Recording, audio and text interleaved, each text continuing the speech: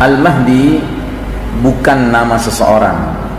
Al-Mahdi adalah gelar laki-laki yang mendapat petunjuk, laki-laki yang terpilih, ya.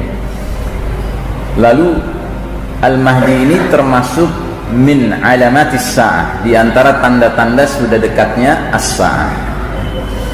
Namun dia tidak termasuk min alamatil kubra, tanda-tanda besar, tapi dia termasuk min alamatis sughra.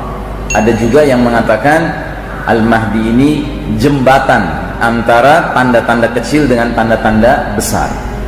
Jadi kalau Al-Mahdi sudah muncul, maka kemunculan tanda-tanda besar itu masalah waktu saja. Nah, jamaah sekalian rahimakumullah,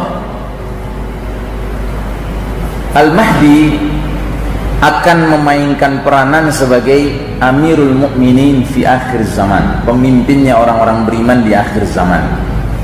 Dalam sebuah hadis Nabi mengatakan, yamla'ul arda qistan wa adlan kama muliat jawran wa zulman.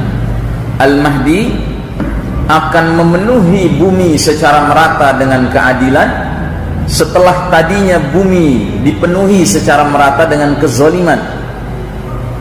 Jadi Al-Mahdi akan mengubah keadaan dengan izin Allah bersama umat Islam tentunya yang dia pimpin, untuk memindahkan kita dari babak perjalanan sejarah umat Islam yang penuh kezaliman yang sedang kita alami sekarang, menuju babak terakhir perjalanan umat Islam yang penuh keadilan. Baik, berbicara tentang Al-Mahdi, biasanya orang langsung mengkaitkan dengan Syiah. Karena apa? Karena kaum Syiah itu sangat intens berbicara tentang Al-Mahdi. Tetapi kalau kita pelajari baik-baik, ternyata pengertian kita kaum muslimin berbeda sekali dengan pengertian mereka kaum Syiah, ya. Contoh, kaum Syiah meyakini bahwa Al-Mahdi itu sudah ada sekian abad yang lalu, tetapi kemudian menghilang ketika usianya masih kanak-kanak, usia 5 tahun. Dan bersama dengan menghilangnya Al-Mahdi, dibawa Al-Quran yang asli bersama Al-Mahdi. Sehingga setelah itu umat Islam tidak memiliki Al-Quran yang asli. Mereka menyebutnya Mushaf Fatimah. Lalu bagaimana umat ini akan terbimbing? Umat ini terbimbing karena adanya para imam-imam. Nah, begitu keyakinan mereka. Makanya di kalangan kaum Syiah, yang namanya iman kepada imamah, kepemimpinan itu termasuk rukun iman. Nah, saudara sekalian rahimakumullah, ada lagi contoh lain. Contoh lain, menurut keyakinan kaum Syiah, Al-Mahdi bila sudah tampil nanti, dia akan mempunyai hal-hal yang sifatnya supranatural. Kata orang Jawa, sakti mandraguna. Nah, gitu. Misalnya apa? Al-Mahdi sanggup menghidupkan orang yang sudah mati. Dan dalam hal ini yang akan dihidupkan siapa? Abu Bakar dan Umar bin Khattab. Dibangkitkan dari kuburnya untuk apa? Untuk disalib, disiksa sampai mati. Na'udzubillah min dzalik. Jadi ajaran Syiah ini memang harus benar-benar kita waspadai, ya. Kita umat Islam tidak punya pemahaman seperti itu tentang Al-Mahdi. Al-Mahdi walaupun manusia yang dipilih Allah menjadi Amirul Mukminin fi akhir zaman, menurut keyakinan kita kaum muslimin adalah manusia biasa. Dia tidak memiliki hal-hal yang sifatnya supranatural, sakti mandraguna, tidak ada. Baik, saudara sekalian rahimakumullah, kita akan mulai dengan membahas identitas umum dari Al-Mahdi.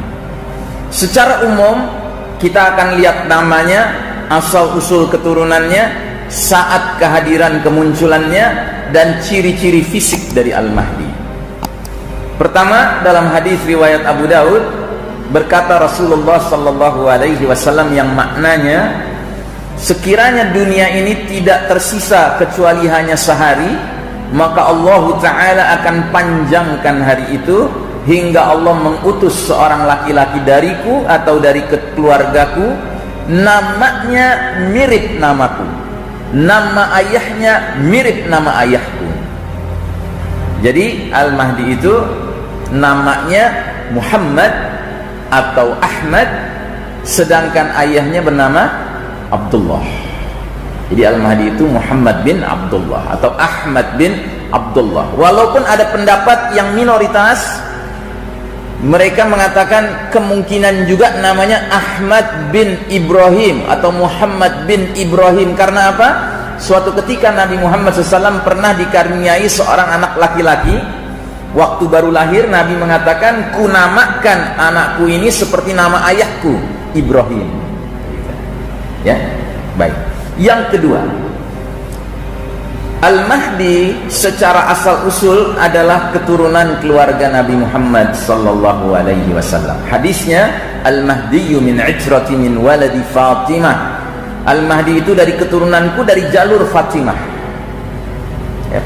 Kita tahu Nabi kita punya dua cucu laki-laki dari Fatimah dan Ali, yaitu Hasan dan Husain. Bagi kita kaum muslimin, bisa jadi Al-Mahdi itu keturunan Hasan, bisa jadi Al-Mahdi keturunan Husain. Tapi bagi kaum Syiah wajib keturunan Husain.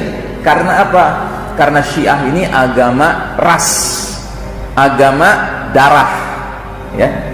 Dan Husain radhiyallahu an pernah menikahi seorang putri Persia, putri Iran. Maka mereka meyakini Imam Mahdi itu harus dari keturunan ini. Karena memang Syiah ini agama Persia pada dasarnya. Dia bukan agama yang memang sifatnya keyakinan, tidak, dia agama Persia. Yang berikutnya, hadir di saat penghujung umur dunia. Jadi seperti tadi hadisnya sudah dibacakan, Al-Mahdi itu kalau dunia ini sudah tinggal sehari, Allah panjangkan sehingga utus Al-Mahdi. Atau dalam hadis lain seperti yang tadi sudah saya singgung, Nabi pernah menjelaskan umat ini akan mengalami ringkasan sejarah yang terdiri dari 5 babak. Dan ternyata kita sekarang yang hidup di abad 20-21 ini sudah berada di babak keempat, ya. Ibarat kita nonton film, jumlah babaknya ada 5. Begitu duduk di bioskop, sudah babak keempat. Hitungannya di awal film, di tengah film, atau akhir film? Menjelang akhir film, kan?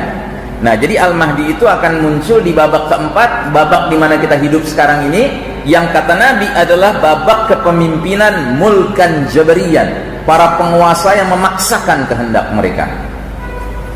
Lalu dengan hadirnya Al-Mahdi, kita pun sadar kita akan segera beralih ke babak kelima, yaitu babak khilafatun ala minhajin nubuwah, babak kekhalifahan yang mengikuti cara-cara kenabian, dan itu babak terakhir. Baik, lalu kemudian yang keempat, secara fisik kita tidak punya banyak hadis. Di antaranya yang ada adalah Nabi berkata, Al-Mahdiyu minni ajlal jabhati aqnal anfi. Al-Mahdi itu dari keturunanku, dahinya lebar, hidungnya mancung. Nah, jadi ini semua adalah ciri-ciri umum dari Al-Mahdi. Tolong jangan dijadikan ciri pokok, ya, jangan dijadikan ciri pokok. Kalau Anda sibuk menjadikan ini ciri pokok, nanti Anda bisa tersesat. Mungkin Anda buka buku telepon yang tebal, cari orang-orang yang namanya Abdullah, telepon satu-satu punya anak namanya Muhammad, enggak. Begitu ada, wah ini Al-Mahdi. Enggak begitu, ya. Atau misalnya ada seorang ustaz, syekh muncul, ya, namanya Muhammad bin Abdullah, lalu dia dahinya lebar, hidungnya mancung, wah ini Al-Mahdi. Tidak begitu, ya. Ini faktor umum, ya, ciri-ciri umum, tetapi faktor utama bukan di sini. Bumi dipenuhi dengan kesewenang-wenangan dan kezaliman. Kalau kita mau jujur, Pak, kondisi dunia sekarang sudah matang untuk kemunculan Al-Mahdi. Sisanya terserah Allah. Sampai sejauh mana perselisihan antar manusia harus berlangsung, baru muncul Al-Mahdi, Allah yang Maha tahu.